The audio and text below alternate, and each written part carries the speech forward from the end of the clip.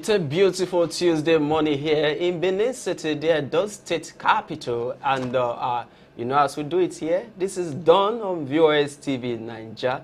Welcome and thank you for joining us. As you know, Dawn is a program where we expose you to an analysis of issues that are making wave across the nation and Edo State in general. Now we take a look at them holistically, review them, and also expose you to other issues that are trending. Welcome on the program. My name is Jude Aweke. As you know, I'm not always here in the studio alone, flanked by my beautiful, gorgeous-looking colleague, Felicia. Anytime I call your name, just complete it. I should complete it. Don't wait for me to. You know that we already have an agreement, Jude. If I'm to complete it, then it means you'll be paying. You know now, you know. You never pay, you never drop anything. That's why I know they flow with you on that one. So when you drop something. Maybe after this program today. I promise, it's a promise. I'll drop something for you. All right, good morning, Benin City. Good morning, Nigeria. It is indeed a beautiful Tuesday morning. I believe your night rest was amazing. Welcome to Dawn on VOS TV. And I am Felicia Udechi. We'll be taking you around trending issues today, making rounds. Yes, and for now, let's take a short break. And when we return, the newspaper segment where we'll take a look at stories that are making wave on national dailies. Don't go away. Stay tuned.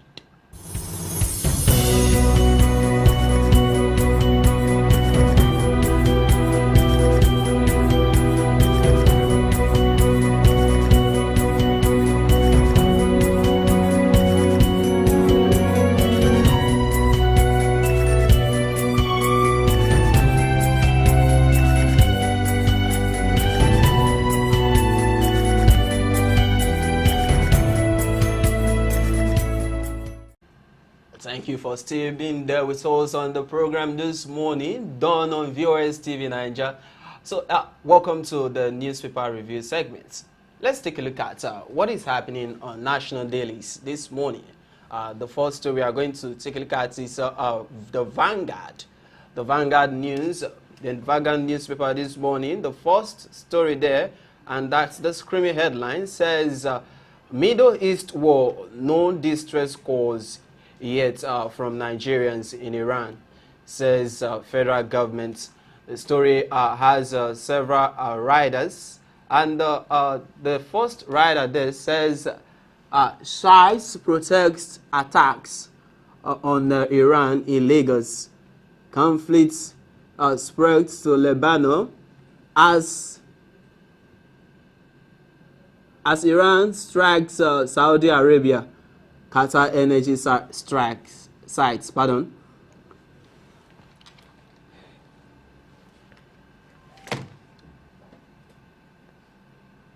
All right. So, Kuwait erroneously downs U.S. jets. Warfare deepens as France allies back Gulf states. Polish envoy backs Nigeria's restraints, urges ceasefire. Okay, that's the screaming headline on the Vanguard this morning.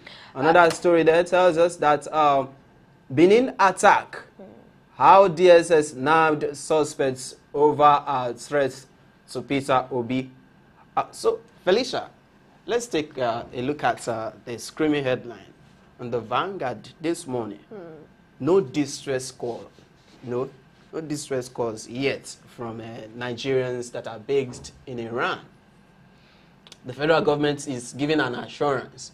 But the question is, do they really have, contingency plans to evacuate the citizens that are based there, Nigerians that are based there? For me, the real question should be, should they wait for a distress call before putting in measures to ensure that we evacuate our citizens from this country? I mean, this is a war. We are talking about a war where missiles are being thrown here and there. Should they wait for a distress call? I think a proper government should not have to wait for a distress call to know that the lives of its citizens in other countries need to be secured. Countries like US, they don't wait for distress calls from their citizens. Like when the issues of Mexico, when the whole protest in Mexico was going on, U.S. had to advise their citizens based there that they should stay indoors, pending when they will monitor the situation and know if to come evacuate them. They also gave travel advisories to its citizens. So we've seen issues like this over and over again. It's not just what is going on in Iran. We've also had cases in South Africa, Ukraine, where the xenophobia attack and all. So our government should learn from such issues so as to put in measures. Don't wait for things to go out of hand. Don't wait for this war to escalate to a point whereby it becomes impossible to rescue those that are there. The question is even, our embassies, were funded. And Nigerian embassies were funded. That's another issue. That's one question we should even ask. Because if they are not well funded, and how do you expect that you put measures in place to evacuate people, citizens that are based there in times of conflicts, like we are having it now in Iran, pardon. So these are the things the government must actually take a look at and find a way forward so that we ensure that no citizen of the country is harmed in the course of this war. That's true. Okay, so let's also take a look at the DSS, now saying that they've nabbed a suspect in connection with the attack on Peter Obi and other shiftings of the ADC in Benin City, the Edo State. Yes, I was listening over the radio this morning when one of our sister stations was talking about the whole issue, how this person came out to tweet on Twitter that he and his boys are the ones responsible for Peter Obi's attack, stating categorically that the threats they made to him, they have every capacity to bring it to pass, that Peter Obi should be careful. Even to the extent of threatening him not to go to other states. So, but the issues that we are raised, the salient questions that we are raised is, why is it now that we are raising issues of, okay, after how many days of the attack, no one was arrested? It's taking them more than a week. Why will it take a sensible human being to come out with his name, his photograph, and everything, just come out publicly to say, oh, it's my boys that were responsible for this, knowing that the DSS will come after him? A lot of persons are saying that this is just meant to, divert attention from the real perpetrators of this act. That he could actually not be the one who, masterminded or rather perpetrated the crime. So what do you think about that? Well, could it be sponsored to divert attention? Well, we can't really say if it's sponsored or if it's not sponsored, being that this is somebody who came out by himself to make this claim. Nothing is impossible in Nigeria. Well, nothing is impossible, but as the media, we cannot actually say that, okay, this is what it is. What we expect right now from the security agents is that, yes, now that they've arrested this person, and he said that it's him and his men, let us also see the arrest of the men that were involved and the person who sponsored the attack. Because if you come out to say, okay, I and my boys did it, then it means somebody sponsored you. Who is the person that sponsored you? Exactly. So we expect that the DSS and other security agencies will work effectively and bring all of those involved in the dastardly act to book. Yes. So another story there on the Vanguard this morning says Dangote refinery increases petrol price to 874 naira per liter. You know, we were just talking about it yesterday. Yeah, I was about to say that you're a prophetess. Talking about the Iran, the U.S. crisis. No, it's not a matter of being prophetic. It's not a matter of being prophetic. You mentioned that there's likely to be A hike, increase, yes. So, You and know, it's happening today. when it has to do with market forces are predictable. Iran is a major stakeholder when it comes to the oil sector, and now that country is in a war, is involved in a war. So definitely, you expect that there will be changes. The price at which Dangote refinery was being supplied crude might not be the same again. But then again, another issue that people are asking: is there no price regulation when it comes to the petrol product? You know, Can a this, man just wake up one morning and say, okay, I'm reducing the price of fuel today, tomorrow I increase it? What are the regulations in it's place? even raises concerns because we are talking about local refining. And when all of these are not regulated, the common man is at the receiving end. Very There will true. be hike in cost of food, cost of fare, and transportation. So, and everything Even boils down to cost the of common man. goods. If maybe a phone accessories that were sold at so price right now, it will definitely increase. It will. So what do you think the government can actually do, to wade in? Well, at this point, my advice to the government is that they should give more room for others to come in, because it's now turning into a game of monopoly in the sector. Because when there is monopoly in the sector, definitely it's one man that controls everything. If Dangote raises his price today, it means everybody will have to bow. But when there's competition, it actually gives room for alternatives. Depot owners, fuel station owners will be able to choose, okay, I don't want to buy from Dangote because of this price, and I will buy from this one. And competition is what actually helps to stabilize prices.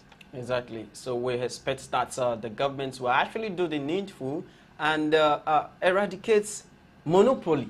Monopoly is actually not not nice for a country, because when there is monopoly, there will be incessant hike in prices. So, still on the Vanguard this morning, Code of Conduct Bureau summons Federal High Court Chief Justice over alleged secret bank accounts. Felicia, this is a sensitive story. Code of Conduct Bureau is summoning a chief judge, a sitting chief justice, over alleged secret bank accounts. What does this, tells us concerning, justice system? This is an issue of transparency. True. And at the same time, independence of the judiciary. When a chief judge is being summoned, what will be the impact? We have cases in courts. We have people's cases that are in courts, and we have this kind of... Don't you think it will affect pending cases in courts? Well, I'm not even looking at it from the aspect of affecting pending cases. I would like to look at it from the aspect of the fact that this just signals that no one is above the law.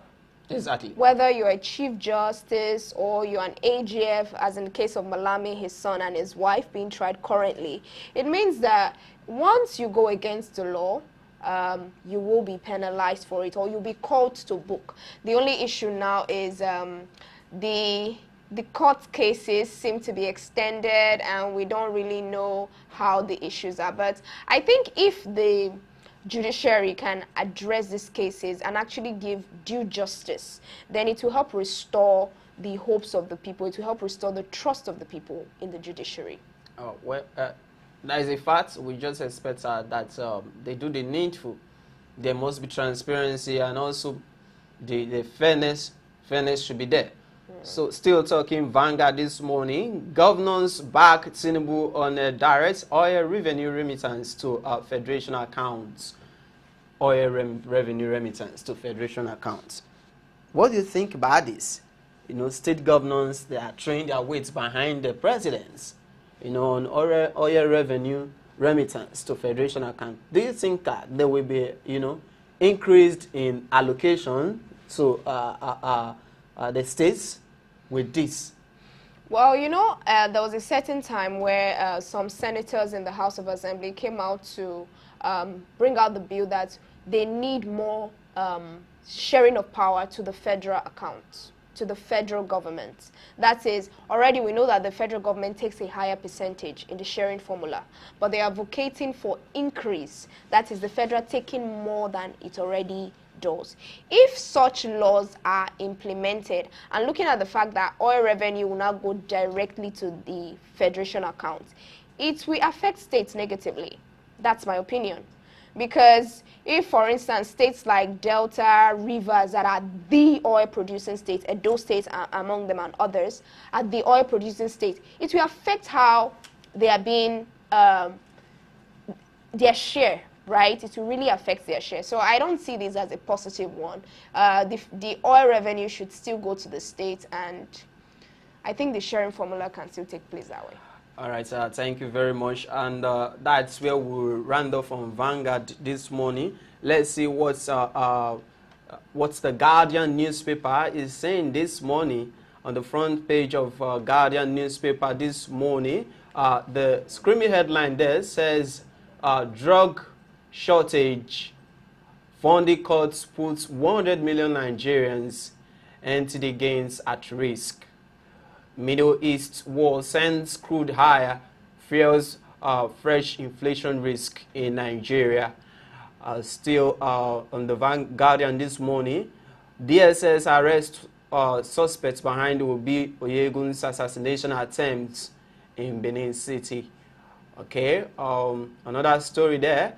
El-Rufai's family replies ICPC on wiretapping secret documents. Still on the Guardian, NLPCL loses power to collect 30% PLCs as EO9 takes off.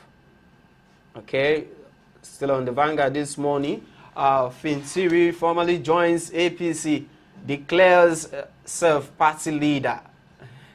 Declares self-party leader. Group condemns rising wave of suicide-themed skits by Nigerian content creators. Those are some of the stories that are making wave on the Guardian newspaper this morning.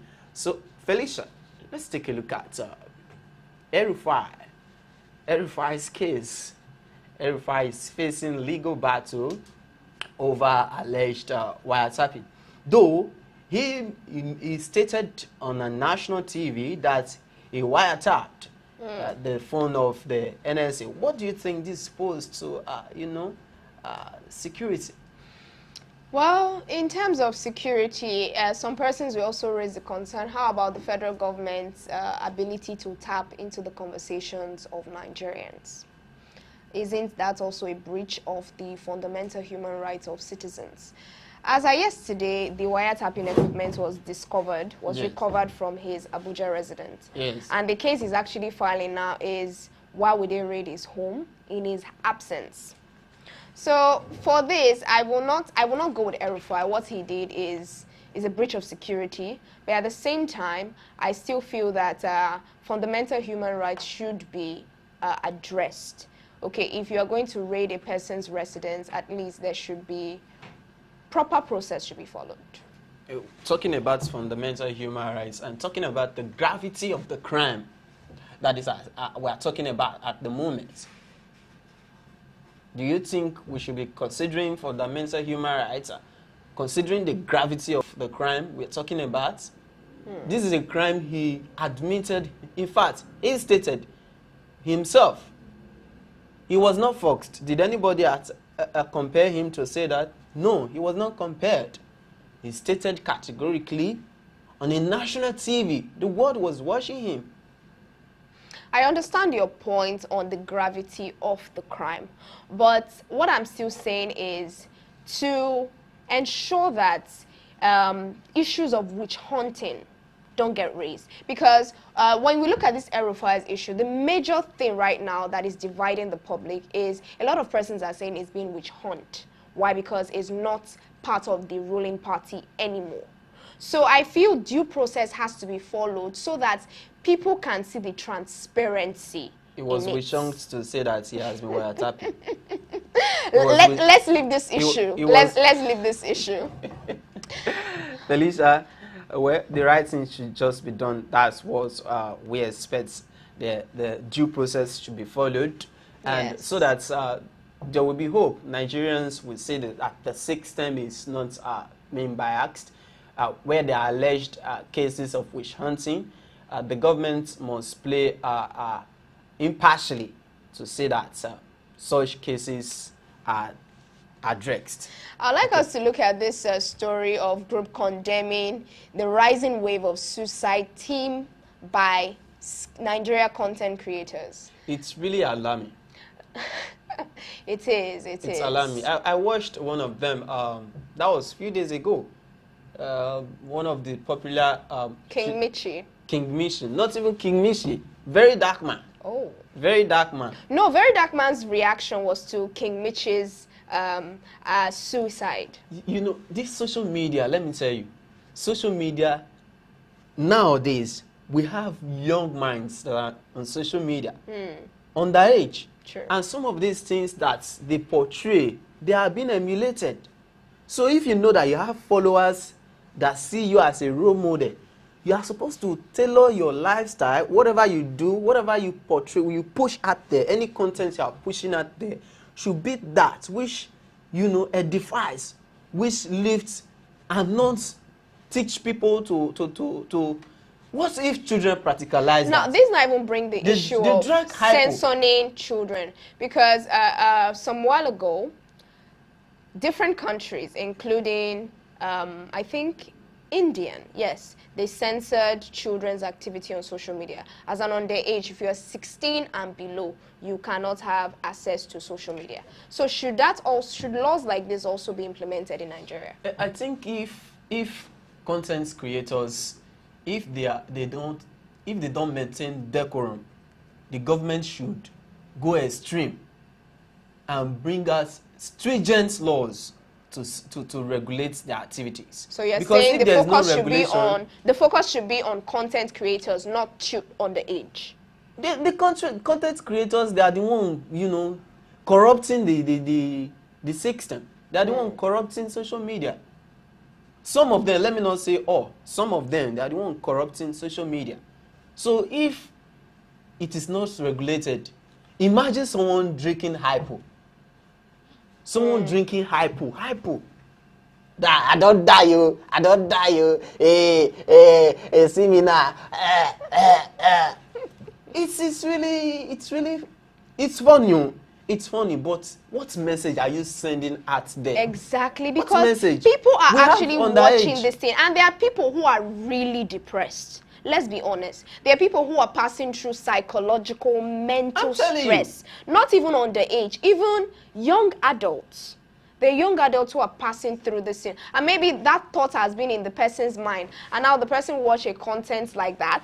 And it will just give the person a push. So it really calls for censorship from the parts of content creators. Content creators should be censored in terms of what they put out there. I know it can become addictive.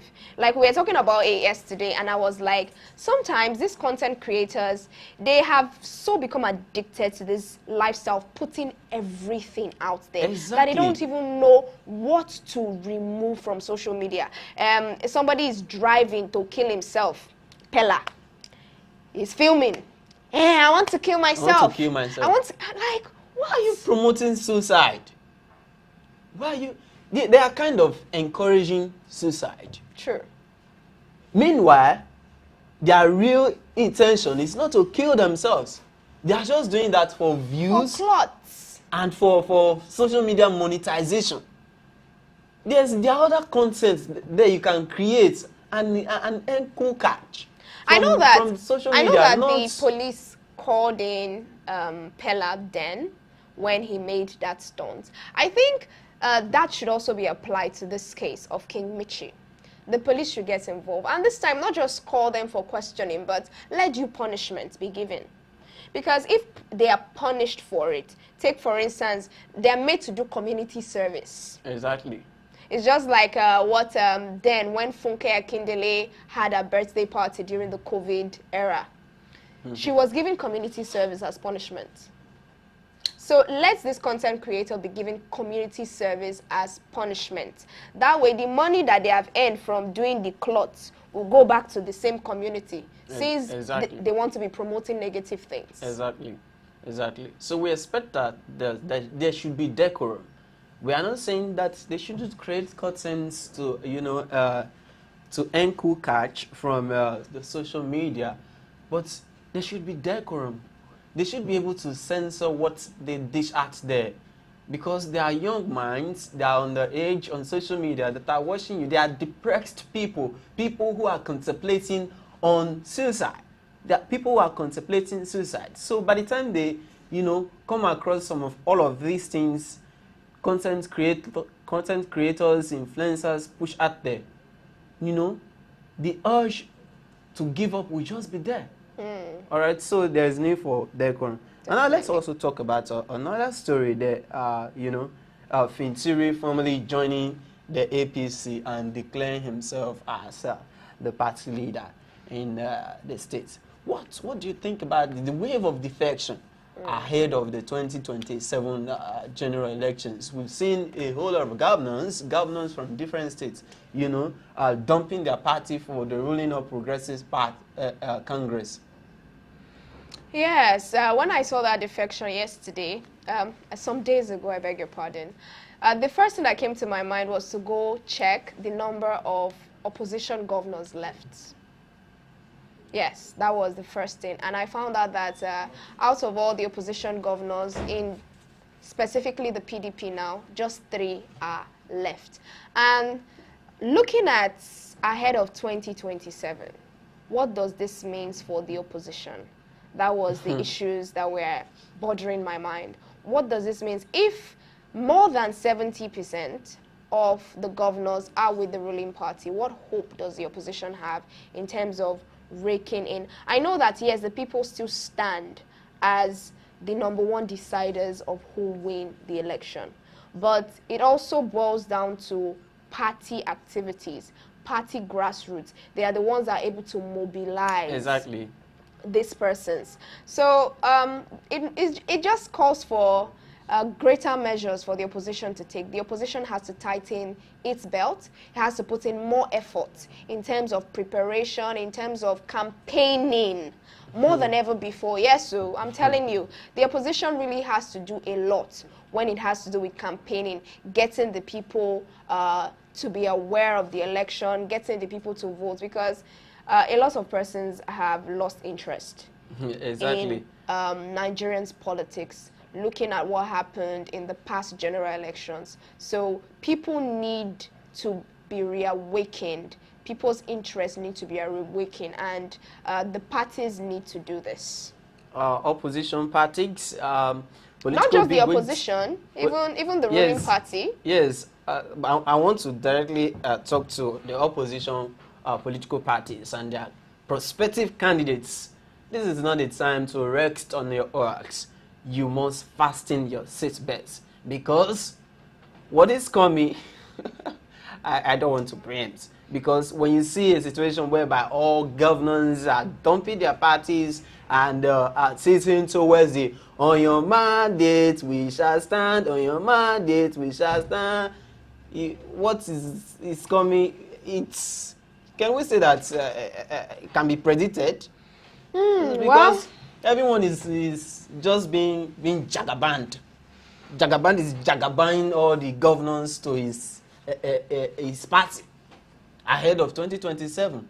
So opposition parties, sit up, fasten your seatbelts, and brace up for what is coming. There is need for you to re-strategize and ensure that if you must win, you must start the work now. Just as the ruling party is working, you must work effectively.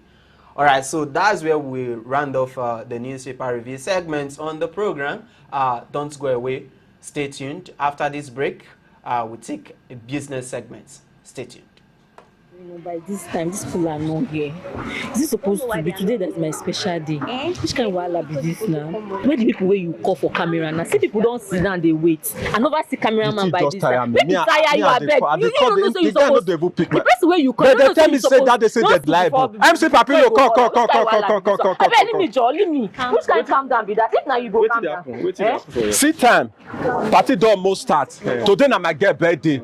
Those people cameraman, I never see that. They would they call the night, no they pick. Not be laughing matter. My brother. See, let me tell you that they say, if you want to use cameraman, call cameraman where they reliable. Use cameraman where you don't see work what they do because what you see that you supposed to believe. Call cameraman where get good equipment to work for you so that if you they watch your party tomorrow, you're not going to regret the money where you spend for the party. Now make me they introduce to you that they say call VOS television. If not be VOS, my brother, it not be like VOS. You know them my mother burial. VOS don't be 6 o'clock till the end of the burial from morning till night. They there with me. They are reliable. They are trusted. If not be VOS television, it not be like VOS television. As we still there so now, time still there.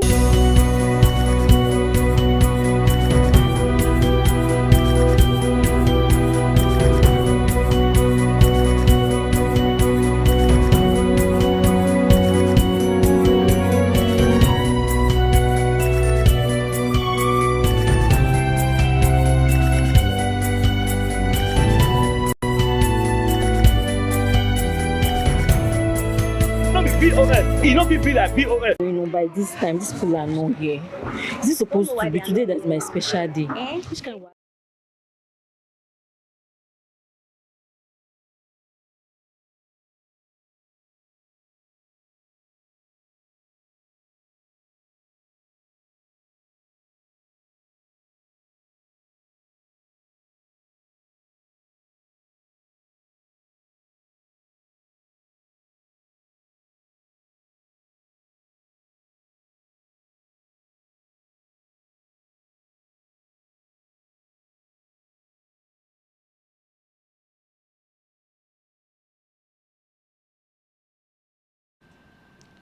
Welcome to Business News segment. I am Ibe Onyechi. Now, let's check out the latest news stories from the business world. Dangote Petroleum Refinery has increased its petroleum motor spirits (PMS) price by 100 naira, pushing a liter to 874 per liter. The company confirmed the adjustment on Monday, attributing the revision to heightened volatility in global crude oil markets. Data from Petroleum Price NG showed that the new pricing template has already taken effect. The adjustment followed the refinery's suspension of the petrol loading operation effective midnight on March 2nd, 2026. After international crude price climbed above $80 per barrel. The Nigerian Communication has proposed that telecom operators must give subscribers a minimum of 14 days notice before deactivating their SIM card over inactivity or postpaid churn.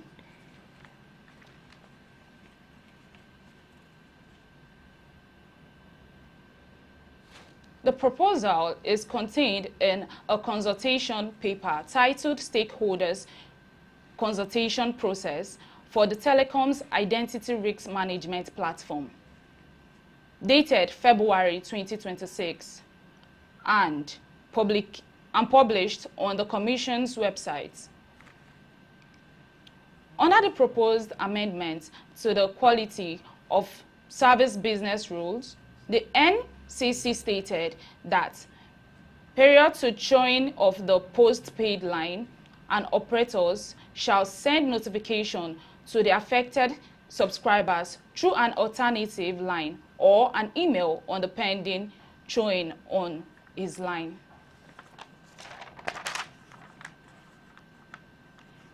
Central Bank of Nigeria, CBN, Governor Cardoso has said the Nigerians' net internal reserve has surged to $34.80 billion.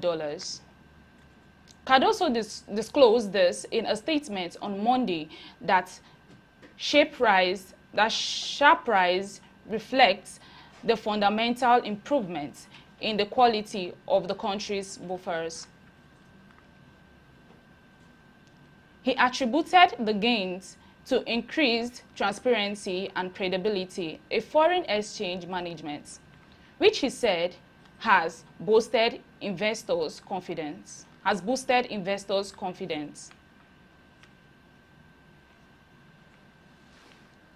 Providing further breakdown, he said net reserve increased from $23.11 billion at the of 2024 to $34.80 billion at the close of 2025. According to him, the expansion highlights Nigerians' improved capability to meet external obligations, support exchange rates, stability, and strengthen all-over economic reliance. I am Ibe Onyechi.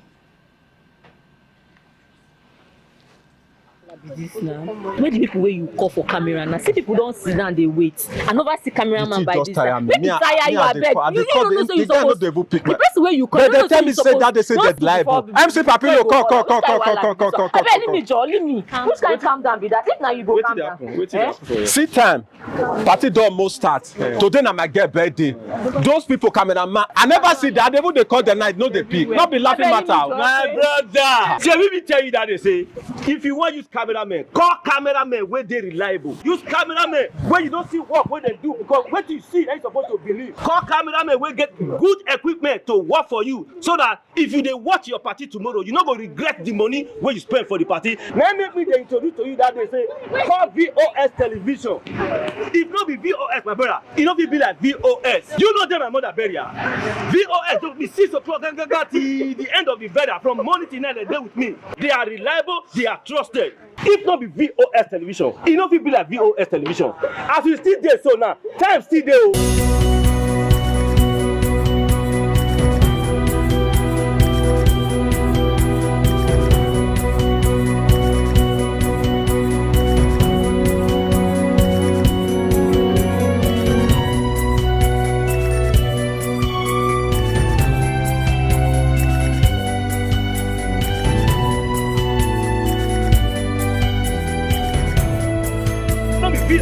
It not be like VOS. You know, by this time, these people are not here.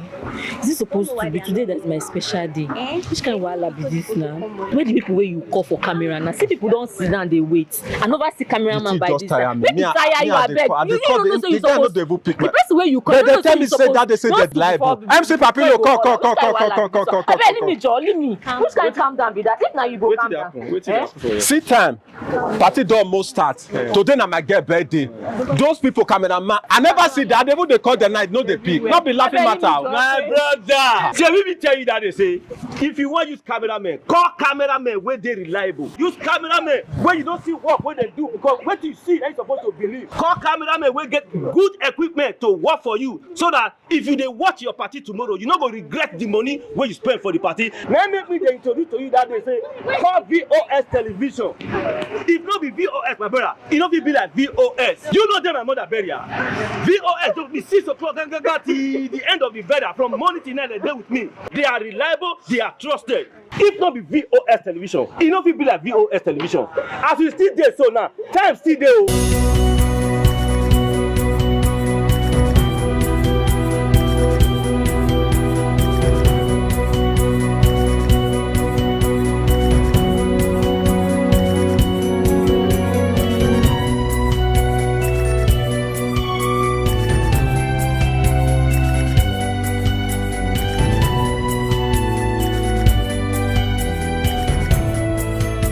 POS. It not be like POS. You know, by this time, these people are not here. Is it supposed to be today? That's my special day. Which kind of wahala be this now? Where the people where you call for camera now? See people don't sit down, they wait. I never see cameraman by this time. Make me tire you, I beg. You don't know so you supposed. The person where you call. They tell me say that they say they're liable. MC Papillo, call. Leave me. Which kind calm down be that? If now you go calm down. See time. Party don't most start. Today na my girl birthday. Those people cameraman, I never see that. Even they call the night, no they pick. Not be laughing matter. My brother. See, let me tell you that they say, if you want to use cameraman, call cameraman where they reliable. Use cameraman where you don't see work when they do, because what you see, they're supposed to be. Okay, welcome back. It is still Dawn on your darling station, VOS TV. Yes, and this is the discussion segment of the show. But before we start, I would like to appreciate those joining us live on our YouTube and Facebook. Paul Odia, we see you.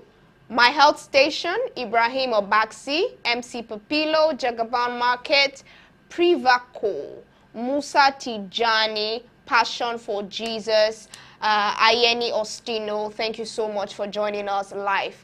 Thank you, and we'll expect that you still comment on this issue of discuss. Now let's go to the issue of discuss. Yesterday, the governor of Edo State, Senator Monday Okpewolo, joined hundreds of residents at Ring Road in Benin City for a protest against the Benin Electricity Distribution Company, BDC, over allegations of overbilling, excessive, incessant blackout, I beg your pardon, and also prolonged issues of high cost of prepaid meter. During the protest, the governor threatened to break BDC's monopoly in the state, allowing for competition and investors to come into the sector. He also made reference to First Bank shareholdings in BDC. This has raised several concerns, several issues from Edolites, with many asking the question, will demonopolizing BEDC bring an end to the power sector issues we are facing in Edo State? Will it address the issue of electricity classification billing into bands? And why bring First Bank into the conversation? These issues and others I want to be unpacking on the show this morning. Joining me to do justice to this is a civil society activist who is live with us in the studio, Comrade Solomon Ijogbe. Good morning, Comrade. Yeah, good morning this morning. And viewers at home, very good morning this morning. How are you doing? Not bad, sound good. Okay. Even if the weather is not well, we have to try to be well. I love that. We have to try to be well. All right, Comrade, let's start from the very onset. Looking at the issues, what are the issues that led to this protest? Yeah, but let me put it clearly. The protest was not organized by civil society organizations in the States. Go and check. It's organized by oppressed BDCs, Edo BDC oppressed consumers. It's not a civil society. But civil society were present there yesterday. Not necessarily. A few faces, yes, within the civil society fold. If you check the organizers, they will tell you it's not a civil society arrangement, because the civil society have three basic principles of engagement. First, consultations. Two, consolidations. And the third is confrontation. So we don't start engagement with confrontations. And that's the reason why you didn't see some of our faces in that protest. And I beg to differ. I get offended when I hear people say governor join protest. Which protest? It's not a protest. I don't want to talk about the sold, bought and purchased protests. But let me make it clear. The governor did not join protesters. And I'm not Ijogbe, I'm Ijogbe, IDIOGBE. But let me put it clearly. The governor came to address protests. Yes. Was it a gate crashing or a well-scripted episode? That is the question. Was it did governor just get crashed? No! It didn't get crashed. Was there a meeting before that meeting yesterday? Yes. So you're saying it's a planned protest? Well, I may not want to double into all the issues surrounding the protests, but I've told you clearly, quote me, it is not a civil society protest. Okay. 2, the governor did not protest. Even your video will show that the governor did not protest. When the governor is protesting, he does a march. Protest is because 30 kind of protests. We have Occupy. We have barricades. And then we have picketing. None of those were there yesterday. That engagement was not a picketing, was not an Occupy, neither was it a road march or a barricade. Okay. You understand? Now, the governor said he was passing by and then he decided to just see my people and then you address them on Bondo. I don't like Obaseki. If you ask me, I'll tell you without fears. Obaseki is the, just being modest, is the face of the worst criminally minded government I have seen. I can say that because of the so many things. But this one is just it's mimicking. Okay, Be now, realist, let me tell you. Obaseki didn't do well. But he tried to unbundle BEDC by creating an alternative power supply. all right. In Now, the that's where we're coming to. In the Osiomo power plant. That's where we're coming to. You know, and let me tell you, we have been in the BDC struggle for decades. Okay. And that did not also just come by. It came by because there were a series of mass actions and all of that. And the government, without necessarily making noise about it, went about, Adams Oshomole started Azura power plant issue. Obaseki came and did Oshomo power plant, while Azura was still struggling to meet up. You understand? Now that's on board. You know when you come and then you make an arrangement and you are coming to tell us unbundling. It is not in grammar, it's in action. Okay. And I may not want to make comments on a whole lot of things, but let me tell you that the meeting of yesterday was already scheduled a day before yesterday, and the meeting of today was already scheduled a day before yesterday it was pronounced. Okay, now let's So it's a the issue script. of I made both to say that. You made mention of the issue of unbundling, and you brought in Osiomo power plant, which is where part of the conversation. Now that the governor has threatened to demonopolize BDC, Does he have the power? That's the first question you will ask. Does the governor have the power to unbundle? you didn't even let me land in the question. No. Sometimes because for want of time, we need to sometimes try to address some of the issues quickly.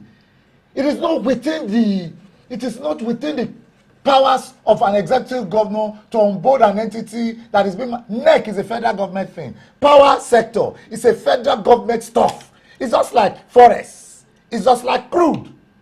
And we also have other states aside from Edo State. Now, the only way you can react is to create an alternative. Not to begin to tell us whether Zenith Bank or Bank ZZ is sponsoring. There's not an issue. Give us an alternative. What happened to the Oshomo contract? Tell Edo people. Tell us why you cannot do that. Tell us that you have done an alternative. I don't see, let me tell you, I'm saying it without fears and I'm saying it openly. I don't see anything coming out of that meeting. I don't see anything. It's just the same political bubu. And for all those, in fact, all those people yesterday started knowing that there was a political bubu because a few actors went around to go, because we know these things, we know how it works, and started asking questions. So at best, I'll tell you, what you saw yesterday was nothing short of a political bubu. All right. Now, still talking about the Osiomo power plant. The government, when they came into power, cut ties with the Osiomo power plant. Now that it's looking at demonopolizing, should they not return back to the already existing structure? Because, yes, that's the question. Before Osiomo could exist, they needed to get wires, poles, and started getting feeders and all of that. And then there were investors and investment. And you know that was not a one-day thing. So if the government is telling you of bringing an alternative and investors, you are talking of another 2, 3, 4, 5 years plan. I don't know if you understand. We're talking of what happened. How did we get here? The reason BDC could not misbehave much in the last 2 years, leading to the last year when they finally started crippling everybody, was that there was an alternative. And you remember, when BDC had issues with Uniben, they had issues with UBTH. What those people did was to create a 12 hours arrangement with Osiomo, a 12 hours arrangement with BDC. And they still complained that BDC at some point were not meeting up, but Osiomo was. And you remember then you could go to government offices and then you see that there was constant light. Like you go do programs at the Victor Wifo Hub or the Oyegu, I don't know what it's usually called now, Jobsa. And then you see that there's constant light. But it's no more. Government offices do not have lights anymore. You know, at some point, even the security agencies offices were tied to Osiomo. Today, I'm aware that the Edo State Police Command has done solar power stuff, courtesy of the NDDC. So, point being made, how do we expect power? The man who campaigned that was going to give us power, and that if there was no lights, that he will resign, has gone to fix solar power at the villa. You are not aware that Tasso Rock now is now on solar power. So, who is deceiving who? You want to come and use it to buboyalize us. Look, things happened in Edo State. There was insecurity, and there's insecurity breeding. I have told the governor, I have mentioned it repeatedly, I've mentioned it here, I've mentioned in sister stations. If the governor wants to do anything about security, first he should start by removing Monde Agbonika, bringing a serious police commissioner, and setting up tactical teams that, not this roadblock where there is guy waiting you get. Talk about issues and stop playing politics with Edo people. All right, thank you so much, Comrade. I'd like to take some comments here from our viewers on YouTube. This one is coming from Joshua. It says Governor Obaseki gave Edo alternative light and Edo people were enjoying it before he left. What happened and what was the reason why it was destroyed? So that's somebody asking a question. Indeed, Edo Light would like to know, why did the government cut ties from Osiomo Power? What were their reasons? The governor and his aides are the ones that can answer that. And these are the same questions we are asking. Look, let me tell you. The organized civil society have made frantic efforts because at some point the governor sees us as antagonists, enemies. We have made frantic efforts to say, let's have a roundtable conversations. There are a whole lot of questions we want you to answer, give answers to. We want to know how much is spent on project A, project B, before we start dragging you. You understand? And the man has made himself unreachable and inaccessible. But, you know, for some of us, we are just laughing. I'm not asking you for, because in the end, we want to know, Edo people want to know, what happened to the contract with Osiomo? We are hearing so many figures. Obaseki was paying 500 billion. That 500 billion, where you know they pay Osiomo again now. Where is they put them? Which project you are do? We want to know. Engage us. Not these shenanigan things that they are doing, coming to do a script, play a script, haven't been fully auditioned the previous day. You are coming to play a script to Edo people and you think we are stupid. All right, let me take more comments here. This one is coming from Passion for Jesus. He says, but we saw the governor there yesterday addressing the protesters. This other one from Ostono says, the state government should seek alternative power generation.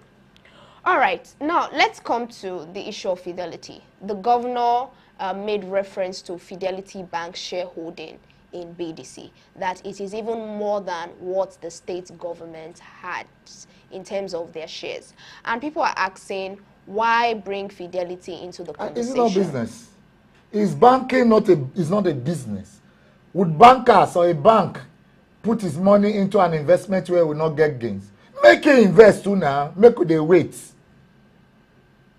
When we saw things that, you know, that surrounded Moa and Radisson Blue Hotel, We had reasons to say that Obaseki didn't do well, even though we believe that, you know, that's a project that have benefited Edo people, but the way it was managed and cornered to benefit a few is not. But because of some of the actions of the governor, we are unable to speak to some of these issues. Because even them said they're not clear. Monkey hand, they waiting that they do. It be like human being hand. All right, on a final note to wrap up, what is your advice to Governor Senator Monday Okpewolo on this issue? Governor Monday Senator Okpewolo should come out open and come out playing with Edo people and stop playing games. And he should address Edo people. At best, he should call a stakeholders meeting. He should have a public engagement. Not this 5-man that you play script with on Sunday and you're asking them to come and meet you, meeting them again who help you to make an arrangement for Monday. You're asking them to come and meet you again on Tuesday with an arrangee so that they can help you do what you want to do. No. Engage. There's an organized society in Edo. Engage us. Engage the people. We used to do town hall meeting. Call a town hall meeting on electricity regulation issues. Call a town hall meeting on security. Engage the people. Tell us, allow us ask you questions. Not the kind of town hall where Obaseki come they do. If you don't talk finish, you'll get up a cow. The kind of one where Adams Oshiomhole do in his time. Now that kind of one, not the one who will come now, sit down, talk. Everybody don't go. So, point I'm making is that the government of Edo State can do better. They should start playing all these scripts that they are playing. It should come out open. Come to Edo people. If there's this common saying, voice pop, voice day. You understand? So now that I call voice pop. You understand? Let him come out. Let him address the people. Look, the negligible few you saw there represents the vast majority of Edo people that are in black arts. We have not done our protests. We are cooking it. So what you're saying is we should be expecting... Of course. This one RNG, we have not done a protest. Before we do protest, for those who know us, who will engage. Engagement in civil society is CCC. Consultations, consolidations before confrontation. Not confrontation before consolidation.